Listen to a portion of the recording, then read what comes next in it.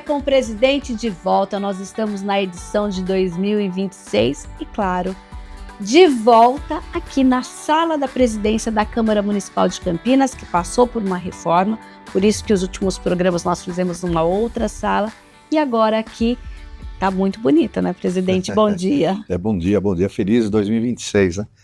Depois de uma reforma, teve que fazer uma melhoria aí nessa coluna que sustenta, inclusive, o plenário. Ficamos um tempo com ela fechada e agora estamos retomando as atividades aqui na sala da presidência. E falar em retomar a atividade, apesar de janeiro a Câmara ter ficado aberta, gabinetes abertos, as atividades legislativas retornaram nesta última semana com a realização aí das reuniões ordinárias. Presidente, a gente já teve aí como missão na primeira reunião um projeto do Executivo que trata das cotas. Queria que o senhor falasse dessa volta aos trabalhos e também já a votação desses projetos. Assim, eu acho que das ações afirmativas, né, que o município adota, a cotas, né, para pretos, pardos, indígenas, né, quilombolas, é importante. Está aumentando o percentual para até 30% nos concursos públicos destinado a essa população. É uma medida de justiça social, na verdade, é para tentar reparar assim, um erro histórico, né, que essas categorias ficaram muitas vezes à margem, com dificuldade de acesso, inclusive, à educação, que é uma forma de você distribuir, né, a equidade social através das cotas. A Câmara votou esse projeto que a gente entende que é importante, né, para ampliar e fortalecer as políticas afirmativas de Campinas. Inclusive, nesse contexto, nós tivemos também aprovação em primeira discussão, agora de regras unificadas para os concursos públicos aqui de Campinas, que antes cada concurso tinha uma regra e agora a ideia é que todos se permeiem por uma diretriz, né? Exato. Eu acho que é importante também, né? Porque aí evita dúvida, interpretação diferente em cada certame. Eu acho que você ter um regramento único que valha para todos, né? Facilita, né? Primeiro, até dá mais transparência e elimina eventuais dúvidas, questionamentos. Isso é importante também. São ações que vão, digamos assim, melhorando os processos administrativos da prefeitura, inclusive com realização de concursos.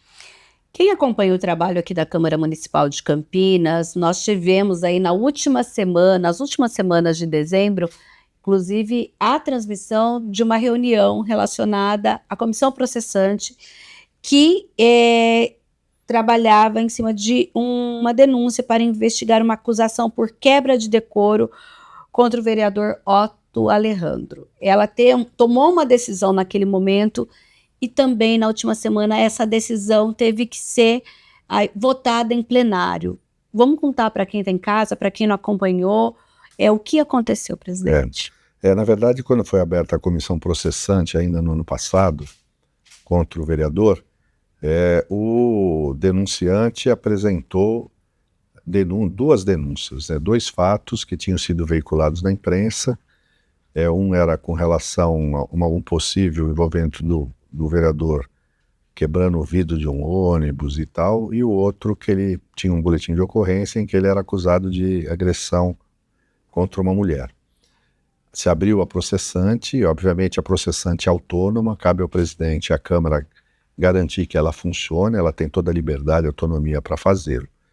Ao longo do processo, as duas acusações, a primeira do ônibus, portanto a Polícia Civil, acho que o Ministério Público, arquivou, porque o motorista do ônibus disse que não podia identificar, não sabia quem aterou, então não havia materialidade da acusação. O processo foi arquivado no âmbito policial, né?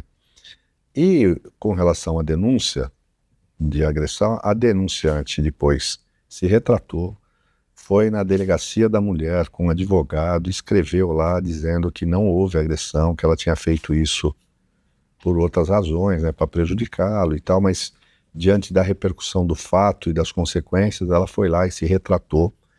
A delegada acolheu o depoimento, encaminhou para o Ministério Público, porque ações dessa natureza de agressão, se uma mulher é agredida, está lá com hematoma, quebra o braço, faz a denúncia, mesmo que ela retire a denúncia, o Ministério Público pode dar sequência, continuidade, porque está lá a coisa real.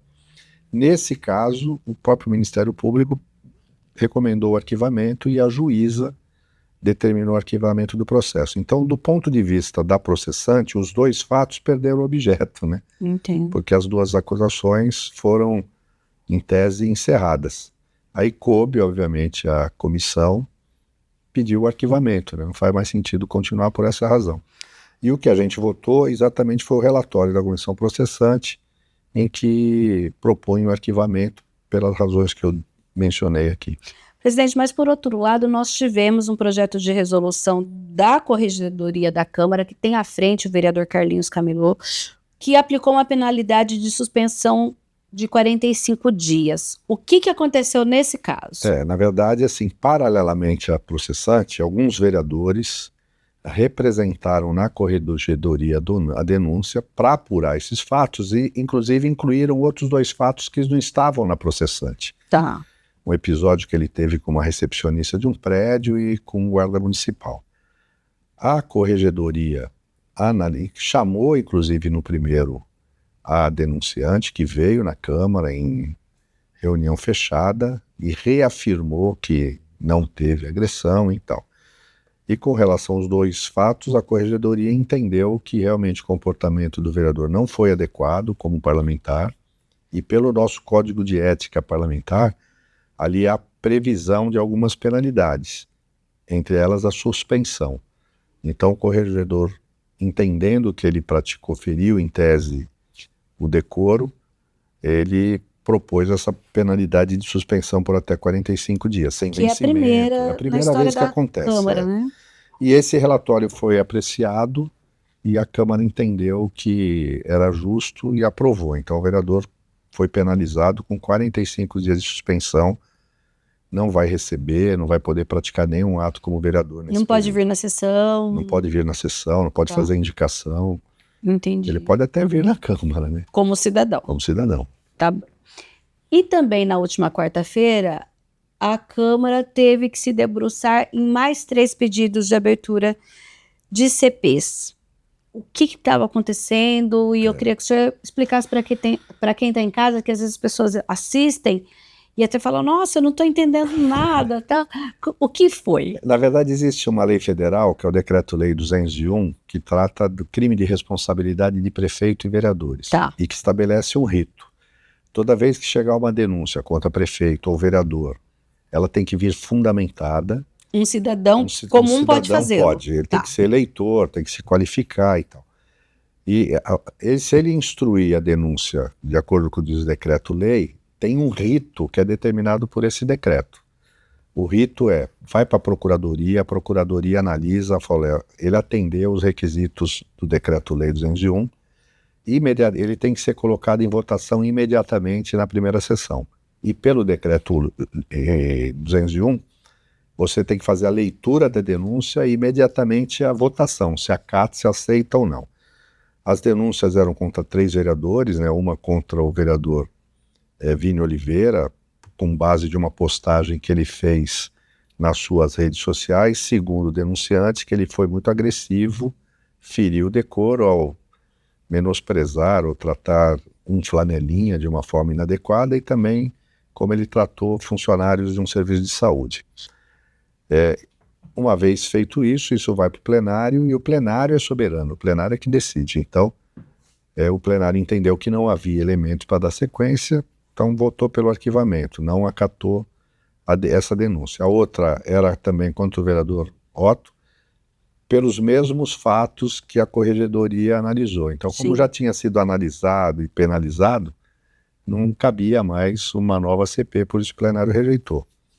E o terceiro foi contra o vereador Permínio, que sofreu uma sentença, né, em primeira instância, né, sendo condenado, o juiz determina, inclusive, a perda de mandato, mas por ser uma decisão em primeira instância, a própria Procuradoria da Casa falou, nesse momento a Câmara não tem o que fazer.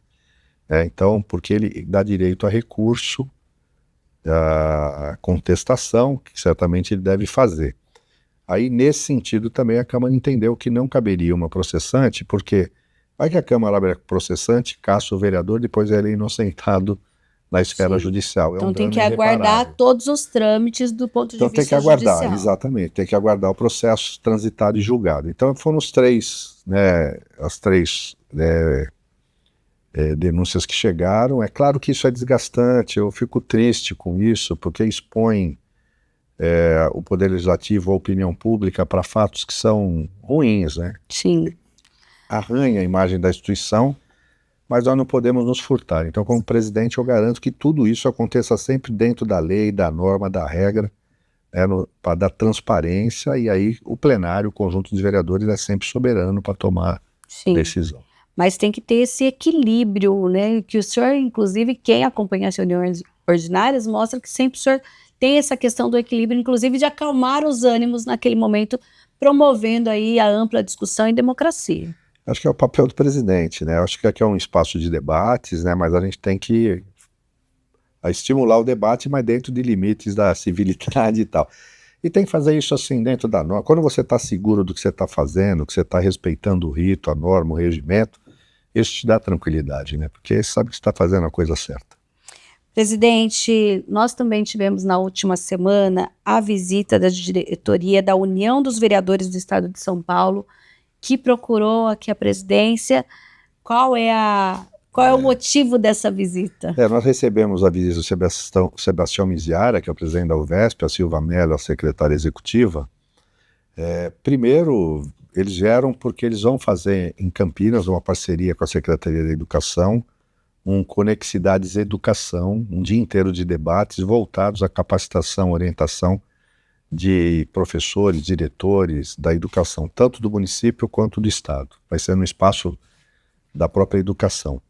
E veio convidar também a Câmara para participar, esse presidente, e falar também de um curso que o Conexidades vai implantar a partir de abril e convidar a Câmara a participar, indicando os servidores, que é um treinamento sobre o índice de efetividade municipal. O Tribunal de Contas criou um índice de efetividade municipal que mede as ações de prefeituras e câmaras e outros órgãos públicos, como é que eles estão fazendo a gestão administrativa e financeira. Então, qualificar os servidores facilita você, obviamente, atender os requisitos desse índice e evitar que municípios ou câmaras às vezes sejam prejudicados por não atentar por algum detalhe técnico.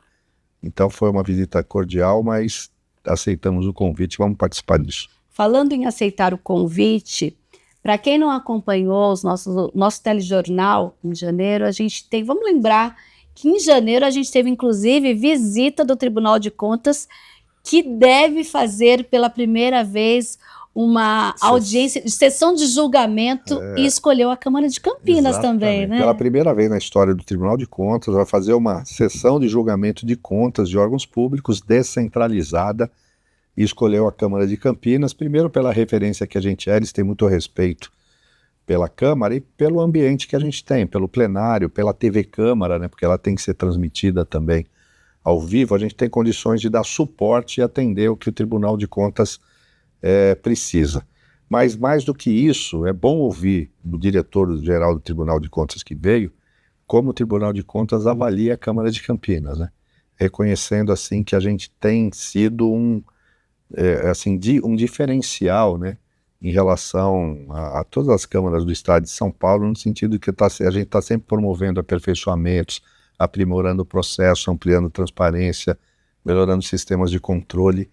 E é legal isso, porque como presidente eu fico orgulhoso e saber que a Câmara é vista pelo principal órgão de controle e fiscalização como uma Câmara modelo.